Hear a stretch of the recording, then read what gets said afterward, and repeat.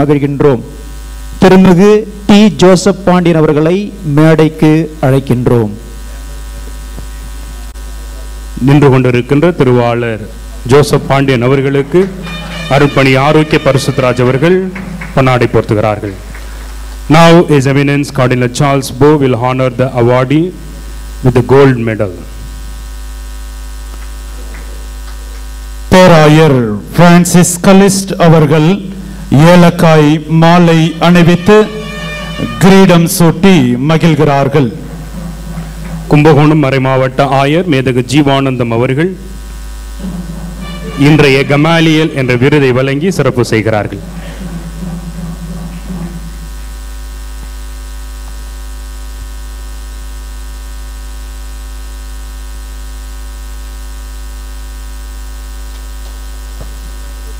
கரகொலி எழுப்பி மீண்டும் நம்முடைய மகிழ்ச்சியும் வாழ்த்துக்களையும் விருது பெறுகின்ற நபருக்கு தெரிவித்துக் கொள்வோம்.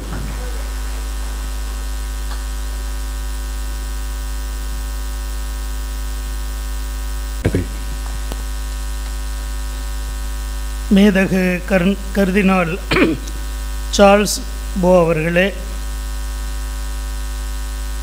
பாண்டி கடலூர் உயர் மறைமாவட்ட பேராயர் பிரான்சிஸ் கலிஸ்ட் அவர்களே,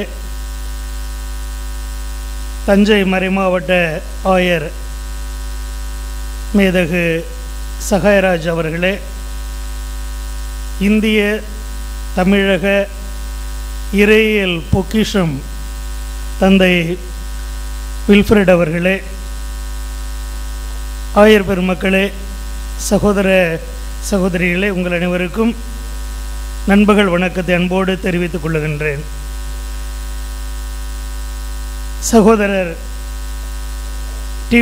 ஜோசப் பாண்டியன் அவர்களை வாழ்த்துவதிலே பெரும் மகிழ்ச்சி அடைகிறேன். இந்த விருது வழங்கல் விழாவிலே இறையினுடைய அடையாளமாக இங்கு வீற்றிருக்கின்ற தந்தை ஃபெலிக்ஸ் வில்ஃப்ரெட் அவர்களையும் வாழ்த்துகின்றேன். நல்லவர்களை, மனிதநேய பண்பாளர்களை அங்கீகரிப்பதும் பாராட்டுவதும் வாழ்த்துவதும் அருமையான செயல். அது திரு அவையில் கொஞ்சம் குறைவும் கூட. அதிலும் பொதுநிலையினருக்கு இந்த அங்கீகாரத்தை வழங்குவது மிக மிக குறைவு. ஆனால் அந்த குறையை இது நாம் போக்குகின்றோம். 7 பொதுநிலையினர். ஆகவே இந்த விழாவிற்கு ஏற்பாடு செய்த அத்தனை பொறுப்பாளர்களையும் நான் நன்றியோடு தலைவணங்கி வாழ்த்துகின்றேன், பாராட்டுகின்றேன். தந்தை ஃபெலிக்ஸ் வில்ஃப்ரெட் அவர்களை பற்றி ஒரு செய்தி. நான் கல்லூரியிலே இறையியல் படித்து கொண்டிருந்த பொழுது பேராசிரியர்கள் அதிகமாக புத்தகங்கள் வாசியுங்கள் என்று சொல்லிக்கொண்டே இருப்பார்கள். ஆனால் கொஞ்சம் சுணக்கம் எங்களுக்கு இருக்கும். அது சொல்லுகிற பொழுது கொஞ்சம் கஷ்டமாக இருக்கும். ஆனால் அந்த சமயத்தில் தந்தை அவர்கள், அதாவது 85 90 வரை தந்தை அவர்கள் ஒவ்வொரு நாளும் எங்களுடைய திருஹிருதய குருத்துவ கல்லூரிக்கு வந்து அங்கு உள்ள நூலகத்திலே காலை 9 மணி முதல் மாலை 4 மணி உட்கார்ந்து ஒரே இடத்திலே உட்கார்ந்து படித்து கொண்டே இருப்பார். அது மிகச்சிறந்த முன்மாதிரியாக எங்களுக்கு இருந்தது. நான் இன்று நினைவு கூறுகின்றேன். அன்புக்குரியவர்களே, இறையியல் என்பது நம்பிக்கைக்கும் மனிதனுடைய அன்றாட வாழ்க்கைக்கும் இடையில் நடக்கின்ற உரையாடலில் பரிமாற்றத்தில்தான் பிறக்கின்றது. அதை தந்தை அவர்கள் மிகச் சிறப்பாக இறையியல் பணியை செய்து கொண்டிருக்கிறார்கள். ஏன் அதை இப்பொழுது சொல்லுகிறேன் என்றால், நாம் இன்று பாராட்டுகின்ற திருவாளர் திரு டி. ஜோசப் பாண்டியன் அவரும் ஒரு இறையியலாளர் என்றுதான் சொல்ல வேண்டும். அவர் ஒரு பிராக்டிக்கல் தியோலோஜியன். நாம் எல்லாம் இறையியல் படிக்கின்றோம், சிந்திக்கின்றோம். ஆனால் அவர் அதை வாழ்ந்து கொண்டிருக்கிறார் என்று சொன்னால் அது மிகையாகாது. தஞ்சாவூர் மறைமாவட்டத்தினுடைய பல பெருமைகளுள் அவரும் ஒரு மிகச்சிறந்த பெருமை என்று சொல்லுகின்றேன். அருளானந்த நகரிலே தஞ்சாவூரிலே வாழுகின்றவர், ஒரு நல்ல கிறிஸ்தவர், இறையன்பு பிறரன்பு பணிகளில் தன்னை முழுமையாக ஈடுபடுத்திக் கொள்பவர், சிறந்த கல்வியாளர்.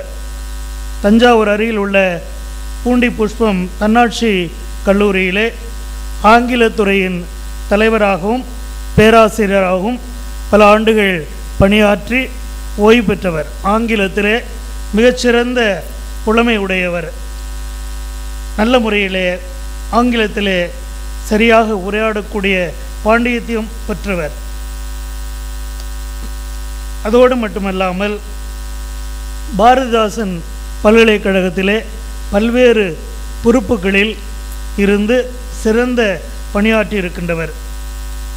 உயர் கல்வி நிறுவனங்களில் 23 முறை அவர் சிறப்பு உரைகளை ஆற்றியிருக்கிறார். அது மட்டுமல்ல, பல்வேறு ஆராய்ச்சி கட்டுரைகளை எழுதியிருக்கிறார் பத்திரிகைகளிலே. 12 முறை மாநாடுகளிலே அவர் தனது உரைகளை ஆற்றியிருக்கிறார். இப்படி கல்வியாளராக ஒருபுறம் அவர் இருந்தாலும் அதைவிட அவர் மிகச்சிறந்த மனிதநேய பண்பாளர் என்பதை வின்சென்ட் தே பால் சொசைட்டியிலே ஒரு உறுப்பினராக இருந்து சிறந்த பணிகளை ஆற்றியிருக்கிறார். அவர் இந்த வின்சென்ட் தே பால் சொசைட்டியில் அகில உலகத்திலும் சரி, இந்திய அளவிலும் சரி, நம்ம தமிழக அளவிலும் சரி, அவர் வகிக்காத பொறுப்புகளே இல்லை. எல்லா பொறுப்பிலும் வைத்திருக்கிறார். அது ஒரு மிகப்பெரிய பெருமை நமக்கு. ஏனென்றால் அவர் இன்று கூட அவர் international confederation of society of saint Vincent de Paul உன்னுடைய ஆம்பட்ஸ்மேன் ஜெனரலாக இருக்கிறார். அது நம் அனைவருக்கும் மிகச்சிறந்த பெருமை. அந்த பெருமை பெற்று தந்திருக்கிற அவருக்கு எனது நெஞ்சார்ந்த வாழ்த்துதல்களை தெரிவித்துக் கொள்கிறேன். இந்த சங்கத்திலே அவர் இருந்து ஆற்றிய பணிகள் ஏராளம். நான் அவருடைய தகவல்களை பற்றி சேகரித்த பொழுது நிறைய எனக்கு வந்து கொண்டே இருந்தது. அவை எல்லாவற்றையும் சொல்ல இயலாது. ஆனால் அவர் இந்த பொறுப்புகளில் இருந்து மக்கள் நலப் பணிகளை செய்ததை நாம் பாராட்ட வேண்டும். உதாரணத்திற்கு சொல்ல வேண்டும் என்றால்,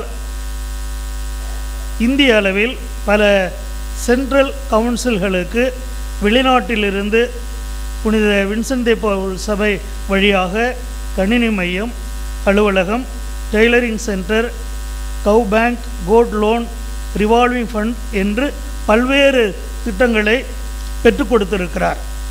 முதியோர் இல்லம் கட்டுவதற்கு அவர் மிகச்சிறந்த பணியாற்றியிருக்கிறார். சிறந்த பக்திமான், சிறந்த நம்பிக்கையாளர்.